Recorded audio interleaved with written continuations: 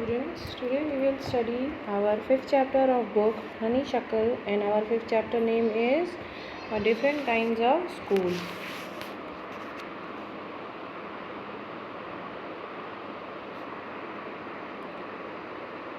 I had heard a great deal about Miss Bean's school, but not till last week did the chance come to visit it. मैंने miss been के school के बारे में बहुत कुछ सुना था, लेकिन पिछले हफ्ते तक इसे देखने का मौका नहीं मिल पाया. When I arrived there was no one in sight but a girl of about 12. Her eyes were covered with a bandage and she. जब मैं वहाँ पहुँचा तो मैंने वहाँ क्या देखा, वहाँ मुझे कोई नहीं दिखा, बस एक गर्ल दिखी जो कि 12 साल की थी और उसकी आंखें जो थी, दोनों आंखें उसकी एक बैंडेज से कवर थी.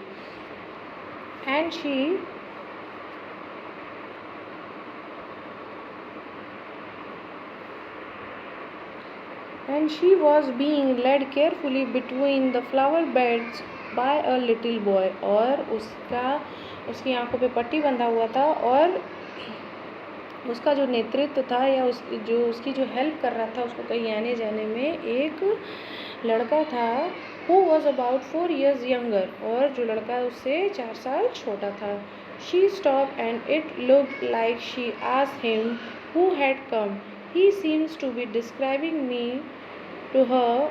Then they passed on. और फिर वो रुकी और उसने उस छोटे से बच्चे से, लड़के से पूछा कि कौन आया है, और मुझे ऐसा लगा कि वो मुझे डिस्क्राइब कर रहा है वो लड़का उससे, और फिर वो दोनों चले गए. Miss Bean was all that I had expected, middle-aged, full of authority, yet kindly and understanding. और मैंने जैसा कि मिस बीन के बारे में एक्सपेक्ट किया था वैसे ही वो निकली. उनकी एज जो कि मिडिल एज थी, उनकी लगभग 30-40 साल, उनकी 40 से 45 साल उनकी एज थी, और वो पूरी जिम्मेदारियों से भरी थी. और उनका नेचर जो था वो काफ़ी काइंडली था, वो मेहरबान, मतलब बच्चों पे रहती थी, काइंडली फ्रेंडली नेचर था, और वो काफ़ी अंडरस्टैंडिंग थी. वो बच्चों की सबकी परेशानियाँ समझती थी, वो काफ़ी समझदार थी. Her hair was beginning to turn grey and she had the kind of plump figure that is likely to be comforting to a homesick child. और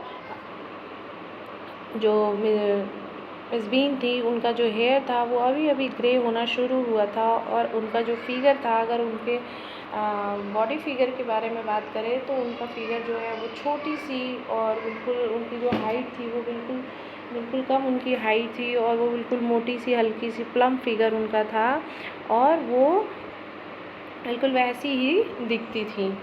I asked her some question about her teaching method, which I had heard very simple. और फिर मैंने उनसे कुछ सवाल पूछे उनके teaching method के बारे में, जो कि उन्होंने मुझे बताया, जो कि बहुत सिंपल था. No more than is needed to help them to learn how to do things. और फिर कोई और नहीं तो उन्हें ये सीखने में मदद करने की ज़रूरत है कि चीज़ें कैसे करें. वो बच्चों के बारे में बता रही हैं कि वो क्या क्या चीज़ें उनको, कैसे वो उन सब चीज़ों को सीखें. Simple spelling, adding, subtractions, multiplying and writing, ये सारी चीज़ें सिंपली उनको ज़रूरत थी सीखने के लिए. The rest is done by reading to them and by interesting talk during which they have to sit still and keep their hands quite.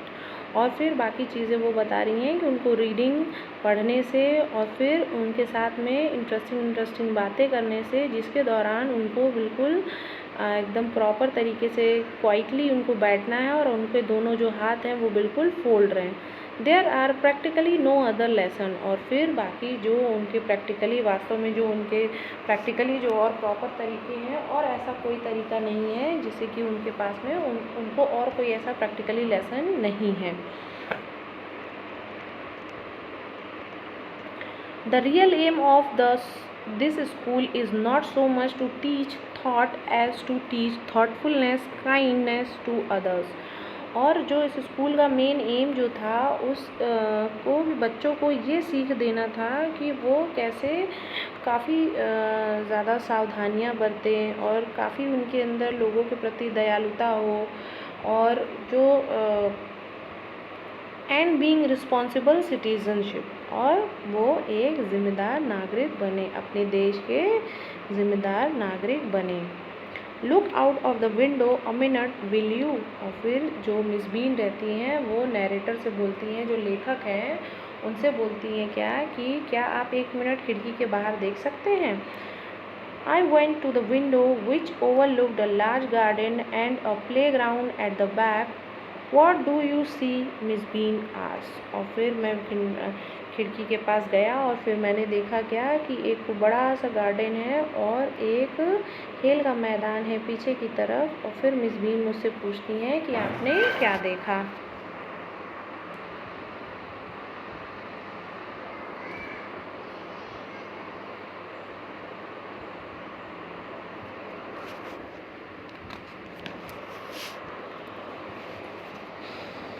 I see some very beautiful garden, I said, and a lot of jolly children. It's pained me though to see that they are not also healthy and active looking.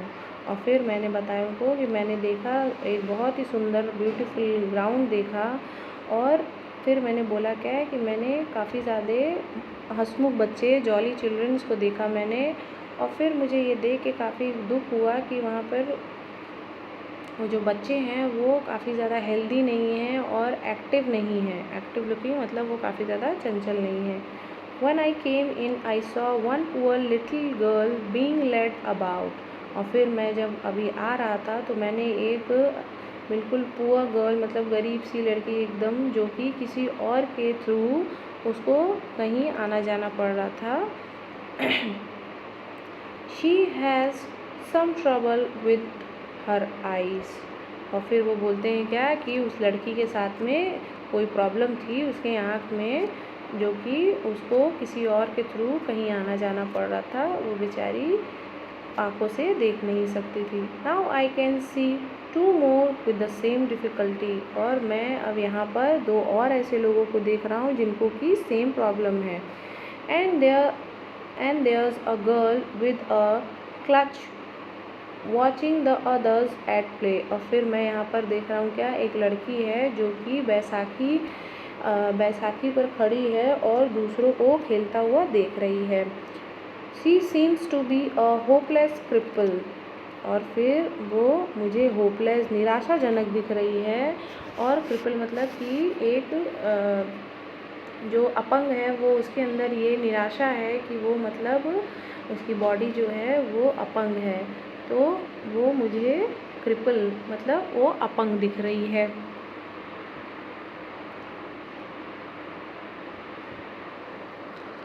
Miss Bean laughed. Oh no, she said.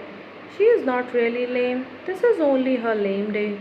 The others are not blind either. It is only their blind day.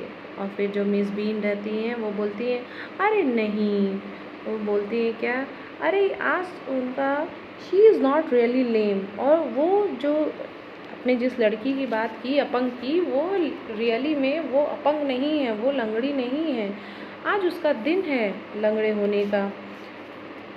और फिर the others are not blind either. और जिनको आप देख रहे हैं, आपको लग रहा है कि जो अंधे हैं वो अंधे नहीं हैं, आज उनका अंधे होने का दिन है। I must have looked very surprise for she laughed again. और फिर मैं बहुत ज़्यादा सरप्राइज़ हो गया और फिर वो बहुत ज़ोर से फिर से हंसी। This is a very important part of our system. ये हमारे सिस्टम का सबसे इम्पॉर्टेंट पार्ट है, ये हमारी जो स्कूल है, हमारे स्कूल का ये सबसे इम्पॉर्टेंट पार्ट है। To make our children appreciate and understand misfortune. और ये हमारे बच्चों को सिखाने का या बताने का और उनको समझने का कि जो मिसफॉर्च्यून मतलब जो उनको जब भी कोई भगवान किसी को किसी भी मिसफॉर्च्यून से उनको जब बोलते हैं बताते हैं मिसफॉर्च्यून जब किसी चीज़ से उनको अनजान रख देते हैं, या उनका जो किसी भी चीज़ के लिए उनका जो दुर्भाग्य जिसको बोलते हैं कि लाइफ में अगर किसी तरह की कोई चीज़ उनको नहीं मिलती है तो वो कैसे सफ़र करते हैं, कैसे उस चीज़ को लाइफ में अपने आगे लेकर के चलते हैं। तो यही चीज़ उन बच्चों को हमें सिखाना है। तो उस चीज़ को अगर कोई ऐसा है जो कि ब्लाइंड है, उसको कैसे अंडरस्टैंड करना है, उसको कैसे अप्रिशिएट करना है, तो ये सारी चीज़ें हम बच्चों को सिखाते हैं। We make them share in misfortune too, और फिर हम उनको भी ये मिसफॉर्च्यून शेयर करने के लिए सिखाते हैं। Each term every child has one blind day, one lame day, one deaf day, one injured day and one dumb day। और फिर सारे बच्चों के ईच टर्म मतलब सबके टर्म बंधे हुए हैं, सबकी जो है टर्न बंधी हुई है कि सबको एक एक दिन ब्लाइंड डे मतलब अंधा होना है, एक लेम डे मतलब लंगड़े होना है, वन डेफ डे मतलब कि बहरा होना है, और वन इंजर्ड डे मतलब कि या उनकी कोई किसी भी बॉडी का कोई बॉडी पार्ट जो इंजर्ड हो उनको वैसा बनना है। वन डम डे मतलब उनको एक दिन गूंगे रहना है। During the blind day their eyes are bandaged absolutely and they are on their honour not to peek. और फिर एक दिन उनका जो ब्लाइंड डे होता है उस दिन उनकी आँख पर बैंडेज बन जाता है और उनको बिल्कुल भी उसमें से झांकने और देखने की बिल्कुल भी इजाज़त नहीं होती, और वो बिल्कुल ऐसा ही करते हैं। The bandage is put on overnight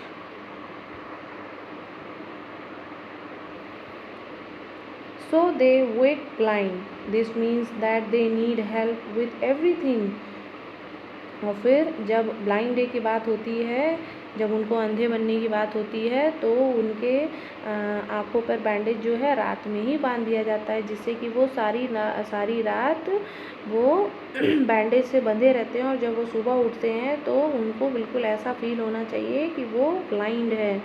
तो फिर उनको हर चीज़ की ज़रूरत पड़ती होगी, हेल्प की ज़रूरत पड़ती होगी। This means that they need help with everything, और उनको फिर हर चीज़ की हेल्प करने की ज़रूरत लगती होगी। Other childrens are given the duty of helping them and leading them about. और फिर मिस बीन बताती हैं क्या कि जो दूसरे बच्चे रहते हैं वो उनके हेल्पिंग का काम करते हैं, और उनको कहीं आना जाना या कुछ भी करना हुआ तो वो उनका नेतृत्व करते हैं, उनको हर चीज़ बताते हैं, उनकी हेल्प करते हैं। They all learn so much this way both the blind and the helper.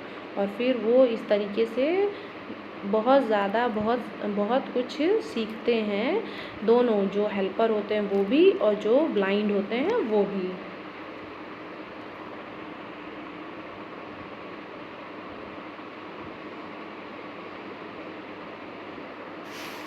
There is no mercy about it, Miss Bean continued. Everyone is very kind and it is really something of a game। और इसमें जो है किसी को भी mercy नहीं मिलती है, इसमें कोई भी रियायत नहीं बरतते हैं। जो जैसा जिसको मिला है जो टर्म करने का वो अपना टर्म कंप्लीट करता है। और एवरीवन इज़ वेरी काइंड, सब कोई अपने टर्म को लेकर के बहुत काइंड रहता है। And it is really something of a game, और ये एक गेम की तरह है।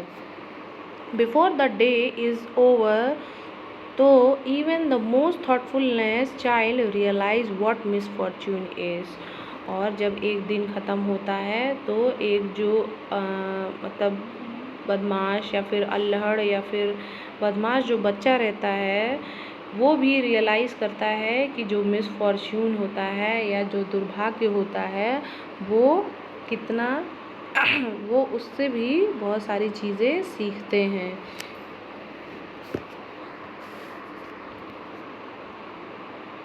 उनको भी उस दुर्भाग्य का एहसास होता है कि लाइफ में जो किसी को अगर कोई ब्लाइंड है, कोई डेफ है, कोई डम है तो उसका कितना बड़ा दुर्भाग्य है उस लाइफ का।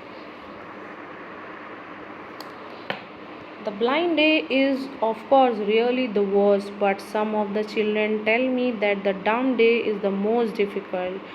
और जो ब्लाइंड डे है वो ऑफ कोर्स रियली वर्स्ट होता है, सबसे ज़्यादा ख़राब होता है। बट कुछ बच्चों ने मुझे ये भी बताया है कि जो डम डे है वो भी सबसे ज़्यादा डिफ़िकल्ट है। डम डे मीन्स जब कोई गूंगा रहता है तो उसकी बात। We can not bandage the children mouth so they really have to exercise their will power. अब हम मुँह पर तो किसी के बैंडेज बांध नहीं सकते, तो उनको अपनी विल पावर को इतना एक्सरसाइज करना होता है कि वो बिल्कुल भी ना बोले। Come into the garden and see for yourself how the children feel about it। और फिर वो मिस बीन बोलती हैं नैरेटर को कि गार्डन में चलो और फिर खुद से देखो कि चिल्ड्रन इसके बारे में क्या फील करते हैं। Miss Bean led me to one of the bandaged girl. Here's a gentleman come to talk to you, said Miss Bean and left us। और मिस बीन जो रहती हैं उनका नैरेटर का नेतृत्व करती हैं, उनको लेके जाती हैं एक बैंडेज गर्ल के पास में जिसकी आंखों पर पट्टी बंधा रहता है, और उसका इंट्रोडक्शन करवाती हैं, उससे बताती हैं कि हियर्स अ जेंटलमैन, यहाँ एक आदमी आया हुआ है, come to talk to you, ये तुमसे बात करने के लिए आए हैं। और फिर वो उसके पास में गर्ल के पास में नैरेटर को, लेखक को छोड़ के चली जाती हैं।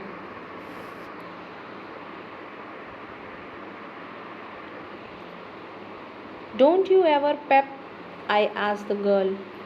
और फिर नैरेटर जो लेखक रहते हैं वो पूछते हैं, क्या तुम कभी झांकती नहीं? Oh no, she exclaimed, that would be cheating, but I had no idea it was so awful to be blind. और फिर वो लड़की बोलती है कि वो नैरेटर जो रहते हैं उससे पूछते हैं, क्या तुम कभी झांकती नहीं? तो वो बोलती है, ओ नो, कभी नहीं, ये चीटिंग होगी। वो चिल्ला करके बोलती है कि नहीं, मैं कभी नहीं, ये तो चीटिंग होगी अगर मैं ऐसा करती हूँ। बट वो बोलती है क्या कि जब ब्लाइंड होना होता है तो ये सबसे ख़राब, सबसे बुरा दिन होता है। You can't see a things you feel you are going to be hit by something every moment. और फिर वो बोलती है क्या कि आपको ऐसा हर वक्त ऐसा लगता रहता है, अगर आप कहीं जा रहे हैं तो अगर आप ब्लाइंड हैं तो आपको हर वक्त ऐसा लगता रहेगा और ऐसा एहसास होता रहेगा कि आप अभी किसी चीज़ से टकरा जाएंगे और आपको किसी चीज़ से हर्ट हो सकता है, किसी चीज़ से चोट लग सकता है। It's such a relief just to sit down. और फिर सबसे अच्छा ब्लाइंड डेट में जो काम होता है, या ब्लाइंड जो लोग रहते हैं उनके लिए सबसे अच्छा होता है कि जस्ट टू रिलीफ, कहीं पर जा कर के बैठ जाना।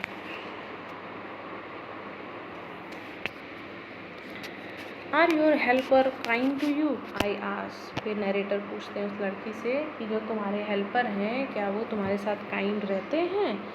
Fairlie, but they are not as careful as I. तो फिर गर्ल रिप्लाई करती है कि कहीं अगर सच बोलूँ तो नहीं, जैसा मैं लोगों की हेल्प करती हूँ, केयर करती हूँ, वैसे तो नहीं है। Shall be when I shall be when it is my turn. और जब मेरा टर्न होता है तो मैं तो लोगों के बहुत काइंड रहती हूँ, बट बाकी नहीं। Those that have been blind already are the best helper. और वो हेल्पर बहुत अच्छे होते हैं जो कि पहले से ही ब्लाइंड डे को एक्सपीरियंस कर चुके हों, ब्लाइंड डे को रह चुके हों और किसी के हेल्पर बन चुके हों, तो वो लोग बहुत अच्छे हेल्पर होते हैं। It's perfectly ghastly not to see, I wish you do try. और फिर वो बोलते हैं कि ये जो ब्लाइंड डेट है ये मतलब सबसे भयंकर रूप से और सबसे ख़राब होता है ब्लाइंड बनना। और वो बोलती है कि यू शुड ट्राई इट, और ये आपको भी ट्राई करना चाहिए। Shall I led you anywhere, I ask. फिर जो नरेटर रहते हैं वो लड़की से बोलते हैं क्या कि मैं तुम्हें कहीं ले चलूँ, कहीं छोड़ दूँ?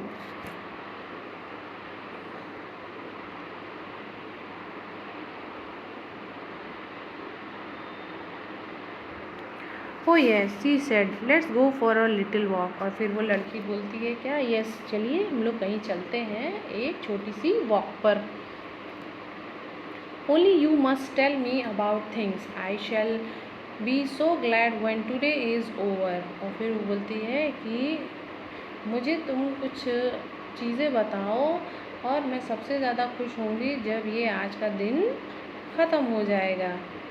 The other bad days can't be half as bad as thing. और फिर वो बोलती है बाकी जो अदर दिन होते हैं, dumb day, lame day and deaf day, वो सब इतने बुरे नहीं होते हैं जितने कि ये ब्लाइंड डेड होता है। वो सब इससे कहीं ज़्यादा ख़राब नहीं होते, वो इसका आधा ही बुरे होते हैं। Having a leg tied up and hoping about on a clutch is most fun I guess। और फिर वो लड़की बोलती है क्या कि जब उसका लेम डे रहता है या जब उसका इंजर्ड डे रहता है तो वो अपना एक पैर बांधने की बताती है कि जब इंजर्ड डे या फिर लेम डे रहता है तो उसमें कुछ नहीं करना रहता है, एक अपना पैर बांधना रहता है। बांधने के बाद में जो बैसाखी होती है उसके ऊपर उछल करके हमें कहीं जाना होता है। वो बिल्कुल थोड़ा सा फन टाइप में होता है, मस्ती टाइप में होता है। Having an arm tied up is a bit more troublesome because you can't eat without help and things like that। और फिर बोलती है कि जब आपके आर्म्स जब बंध जाते हैं, हाथ जब आपका बंध जाता है तो वो थोड़ा ज़्यादा प्रॉब्लम होता है, ज़्यादा दिक्कत करता है, बिकॉज आप किसी की हेल्प के बिना कुछ खा नहीं सकते और आप कुछ कर नहीं सकते। I don't think I mind being deaf for a day. और फिर वो बोलती है क्या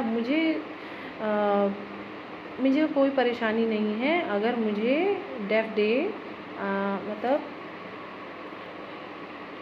और मुझे जब डेफ डे मिल जाएगा तो अगर जब मेरा डेफ डे होता है या जब मुझे बहरा होता है तो मैं उस दिन को माइंड नहीं करती हूँ। एट लीस्ट नॉट मच, बहुत ज़्यादा नहीं, but being blind is so frightened. और जो वो ब्लाइंड डे के बारे में बोली है कि जो ब्लाइंड डे होता है वो सबसे ज़्यादा डरावना होता है।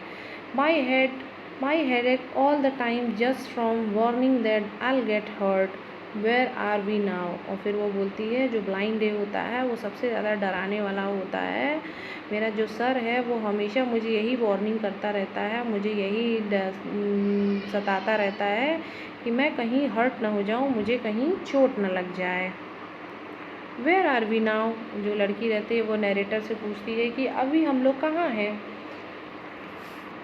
इन the playground I said we are walking toward the house Miss Bean. और फिर वो बोलती है क्या, बोलता है नरेटर ये हम लोग प्ले ग्राउंड में हैं और हम लोग मिस बीन के घर की तरफ वॉक कर रहे हैं।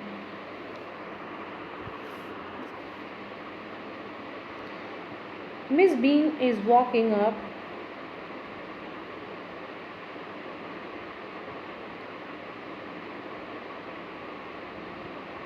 Miss Bean is walking up and down the garden with a tall girl।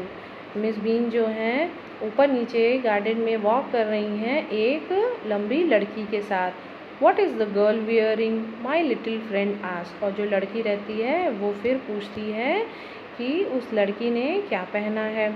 A blue cotton skirt and a pink blouse। और फिर जो नरेटर रहते हैं वो बोलते हैं क्या ये ब्लू कलर की कॉटन स्कर्ट पहनी है और पिंक कलर का ऊपर शर्ट पहना है। I think it's Millie, she said. What colour is her hair. और फिर गर्ल ने रिप्लाई किया कि वो मिली है। फिर वो पूछती है कि उसके जो बाल का कलर है वो क्या है। Very light I said yes that's Millie, she is the head girl. और फिर लड़की बोलती है क्या, वो पूछते हैं कि उसके बाल का कलर क्या है। लड़की पूछती है तो वो बोलते हैं क्या कि उसके बाल का कलर बहुत लाइट है। तो फिर वो बोलते हैं कि हाँ वो मिली है, वो हमारे स्कूल की हेड गर्ल है। There is an old man trying up roses I said. और फिर बोलते हैं क्या कि यहाँ पर एक ओल्ड मैन है जो कि रोजेज़ को बांध रहे हैं। फिर गर्ल बोलती है क्या, yes that's Peter, he is the gardener, he is hundreds of year old. और फिर बोलते हैं कि वो पीटर हैं और वो हमारे यहाँ के स्कूल के माली हैं और उनकी जो एज है वो 100 साल है। And here comes a girl with curly red hair, she is on clutches। फिर वो बोलते हैं क्या कि यहाँ एक लड़की आ रही है जो कि वैसाखी पर है और उसका जो बाल है वो करली है। तो बोलते हैं, लड़की बोलती है दैट्स अनीता। वो अनीता है।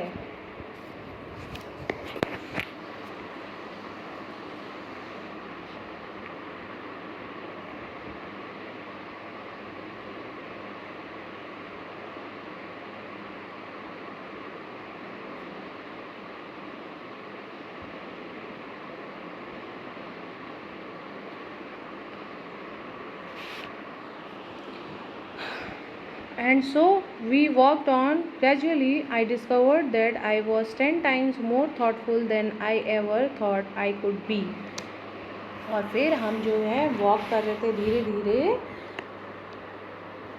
धीरे धीरे मुझे पता चला कि मैं जितना सोचता था उससे 10 गुना अधिक विचारशील था। मुझे यह भी एहसास हुआ कि अगर मुझे लोगों और चीज़ों का वर्णन किसी और से करना है तो इसने उन्हें मेरे लिए और अधिक दिलचस्प बना दिया है। I also realized that if I had to describe people and things to someone else, it made me more than interesting to me. और जो नरेटर हैं वो बता रहे हैं कि अगर मुझे किसी और यहाँ पर आने के बाद में बहुत कुछ सीखने को मिला, बहुत कुछ समझने को मिला और मैं बहुत सारी विचार जो मेरे थे, थॉट्स थे, वो काफ़ी चेंज हो गए और अब मैं काफ़ी ज़्यादा सावधान रहूँगा। और फिर वो ये बोलते हैं कि मैं लोगों को इस सब जो मिसफॉर्च्यून है, ये सारी चीज़ें हैं, मैं लोगों को और अच्छे से इन सब चीज़ों के बारे में बता सकूँगा। मेरे यहाँ विचार आने के बाद में बहुत कुछ बदल गए हैं और मेरे विचार जो हैं और दिलचस्प हो गए हैं। When I finally had to leave, I told Miss Bean that I was very sorry to go. और फिर जब मेरे फाइनली जाने का समय होता है, जब मुझे जाना होता है, तो मैं मिस बीन से बोलता हूँ I am very sorry to go, मुझे माफ़ करिएगा, मुझे जाना होगा। She replied then there is something in my system after all. और फिर जो मिस बीन होती हैं वो बोलती हैं कि इसमें सॉरी की कोई बात नहीं है, मेरे सिस्टम में ऐसी बात ही है, मेरे सिस्टम में बहुत कुछ न कुछ है, इसलिए आपको सॉरी फील करने की ज़रूरत नहीं है। जब कभी भी कोई यहाँ आता है तो वो ऐसा ही फील करता है, इसलिए don't be sorry. Thank you.